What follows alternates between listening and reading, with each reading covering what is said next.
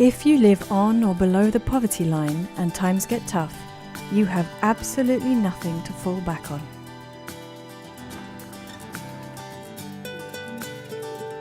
That is currently the reality for more than 1/3 of people in developing countries. And since the vast majority live in rural areas and depend on agriculture for survival, they are especially vulnerable to environmental degradation, natural disasters, and rising food prices. Social protection is a series of policies designed to help vulnerable people around the world break this cycle of rural poverty and food and nutrition insecurity. Social protection can take many forms and can be very effective when combined with agricultural support. Like in Lesotho, where a government project called the Child Grant Program, CGP, provides cash to help families take care of their children.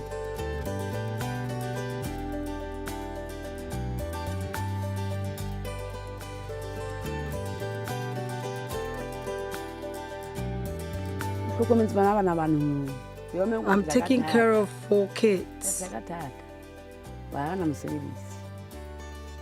And the main problem is that we have nothing because nobody in the family is working.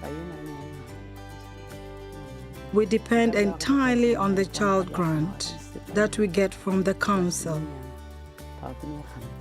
Our homestead gardens have really helped us because now we grow more vegetables. Spinach is the best because it grows all year round. The grant makes life slightly easier for Makompi and thousands of others like her, but it is access to healthy food on a daily basis that is really making a difference. The grants that people normally get are not even enough to sustain a living for such households. So we see the agricultural inputs that these beneficiaries get as very important in trying to increase their access to food and actually proper nutrition, because it's mainly light crops and vegetables. In Lesotho, FAO is working with the government and development partners to help farmers mitigate the impact of erratic weather patterns and raise the nutritional status of the poorest rural families. Agriculture is part of the school curriculum in Lesotho, and children at this secondary school are learning how to build a keyhole garden in their field. Especially designed to maximize use of rainwater and improve soil fertility, and easily built from locally available materials, this garden will be a precious source of vegetables and income. Most people are not working, so we don't have money. And most of the kids are in our school, you'll find that they are orphans.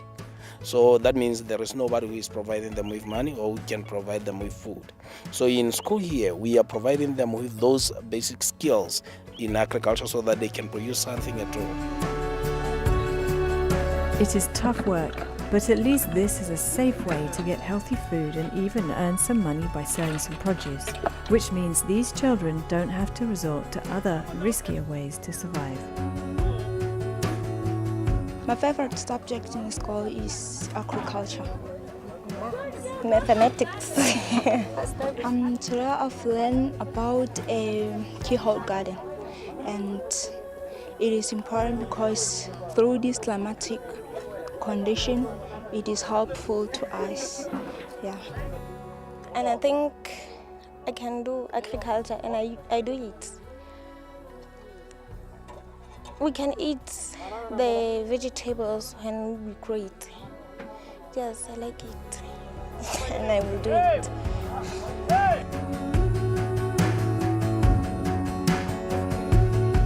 But CGP beneficiaries are not just passive recipients of aid. Over time, social protection can help families become more productive and make more informed choices on how best to use their additional income.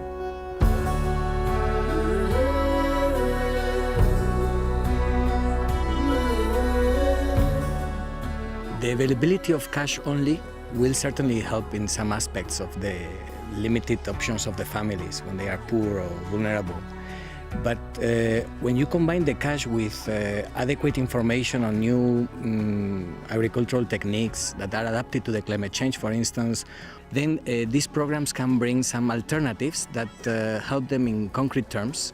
To successfully leverage the massive potential of social protection to help eradicate hunger and poverty by 2030, it must be well integrated into broader development strategies.